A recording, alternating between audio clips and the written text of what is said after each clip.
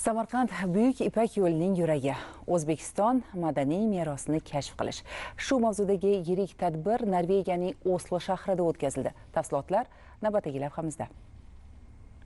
Yurtimizning boy tarixiy va madaniy merosi namoyish qilingan kechada nafaqat betakror Samarqand, balki butun O'zbekistonning turistik va gastronomik salohiyati san'at ustalarining konsert chiqishlari va milliy raqslar ijrosida keng targ'ib qilindi. Ko'p asrlar davomida Buyuk Ipak yo'lining marvaridi sanalgan Samarqand va boshqa tarixiy shaharlarimizning bugungi zamonaviy ko'rinishlari, jumladan go'zal va maftunkor turistik manzillari taqdimoti amalga oshirildi. Tadbirga tashrif buyurgan mehmonlar yurtimizning ko'p yillik tarixga ega jozibador obidalari, madaniyati, san'ati va milliy taomlarini yuqori baholashdi. Ta'kidlash joizki, mazkur taqdimot O'zbekiston va Norvegiya o'rtasida turizm sohasidagi hamkorlikni rivojlantirishda muhim ahamiyat kasb etadi. Bu kabi madaniy kechalar Samarqand, Buxoro va Xiva kabi tarixiy shaharlarimizni Yevropada keng tanitish imkoniyatini yaratadi. O'zbekistonning turli hududlari madaniyatini tarannum etuvchi musiqiy chiqishlar mehmonlarga yuqori kayfiyat ulashdi.